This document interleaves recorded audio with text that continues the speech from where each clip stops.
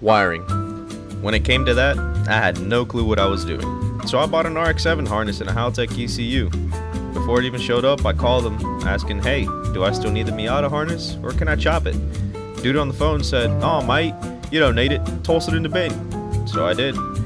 And that's when I made the biggest mistake of my swap. When you're killing an RX-7 to revive your Miata, wiring is already a nightmare. I thought I could get ahead of it before my Haltech harness showed up by chopping the old harness with a grinder. Yeah, chopped it up and gone. I thought Haltech was taking care of everything. What I didn't realize was the body harness didn't just only run the engine.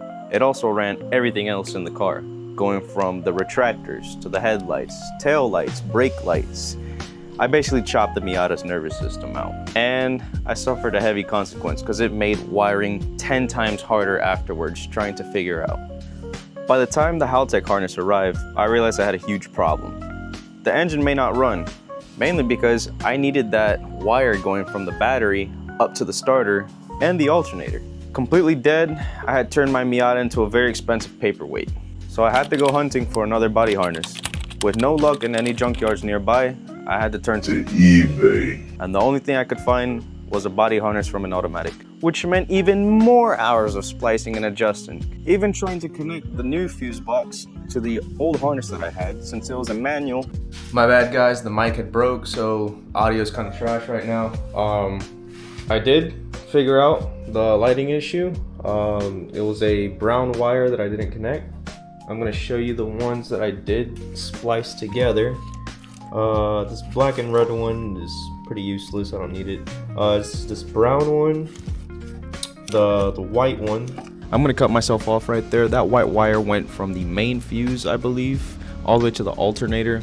You're gonna have to get rid of that. I ended up upgrading mine with 2-gauge wire from Lowe's, and I just ran it straight from the alternator to the battery. Same thing with the starter.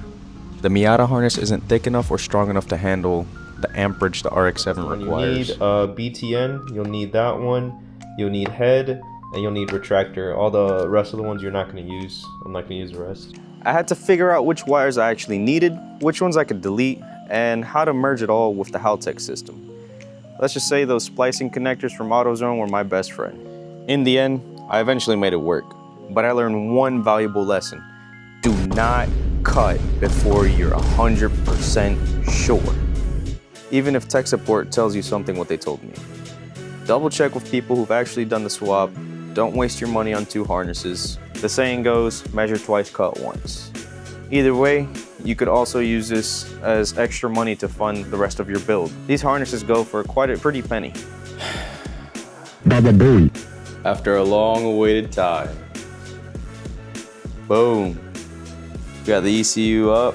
I'm actually about to plug it in right now. Not everything is gloom though. I did some things right. Like I learned how to read diagrams, mastered splicing, and even positioned my coil packs off the engine to reduce temps. If you're building your own swap like I did, please learn through my pain. You don't have to follow step by step from what I did because I'm not posting that. This is a video just informing you of what I've done wrong. Subscribe if you want to see more of my mistakes and follow along with the build. Trust me, because I've made plenty.